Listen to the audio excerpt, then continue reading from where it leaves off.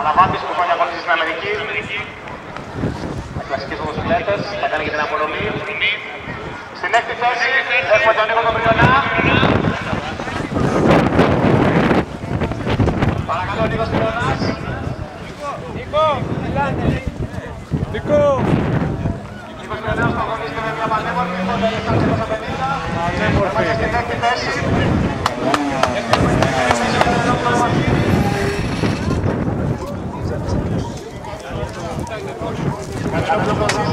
Στην πέμπτη θέση.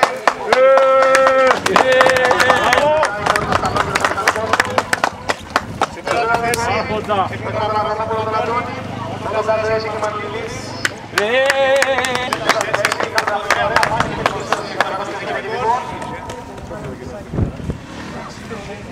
Στην τρίτη θέση έχουμε τον Σεφέροβο τον Κωνσταντίνο. Τον Κασταΐση.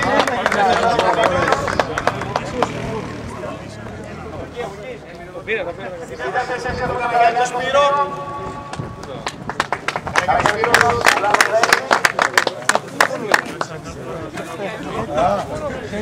Στην κατηγορία ο Σοφίτσος. Θα δώσω εγώ το δικό του μετά.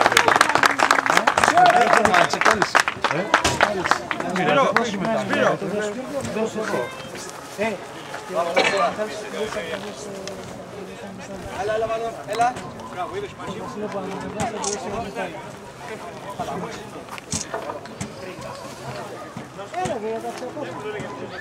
Αυτό κερδίζεις. Αυτό δεν μας έρχεται. Εγώ αναβολικά, γι' αυτό κερδίζεις. Παρακαλώ, θα εξαγγελώς αναπάθες. Στην τρίτη θέση, Σεφέροβος Κωνσταντίνος. Στην δεύτερη θέση, Καραγιάννης Σπύρος. Στην δεύτερη θέση, Γιώργος Τσίτσος. Έφερα κι άλλο.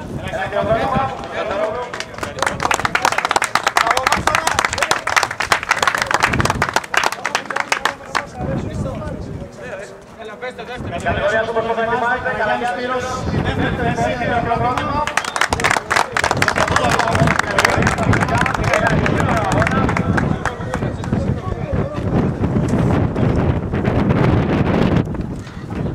Ενώ στην πρώτη θέση έχουμε τον Κίτσο. Ένα μεγάλο κρατήμα στην κατηγορία.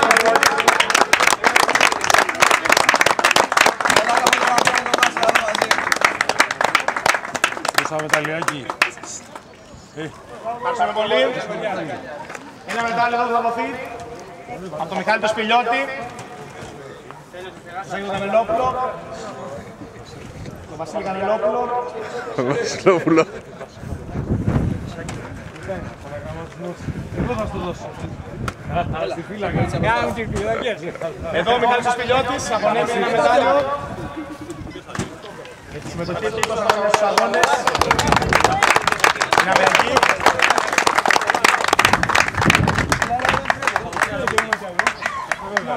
Έτσι σας αφήναμε.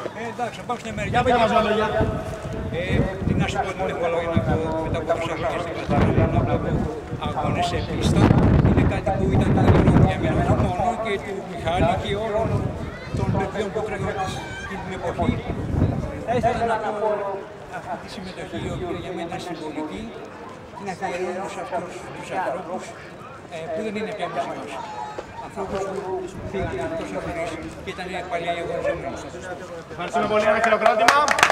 Παρακαλώ η κατηγορία Super Sport να ετοιμάζεται. Και παραλαμβάνω η κατηγορία Super Sport με το Σβέλτα να ετοιμάζεται. Ο Βασίλης που είναι? Εσύ που είσαι? Εσένα τι είπατε, έβγαινε? Έκανε ένα γύρο και ένα 2-6.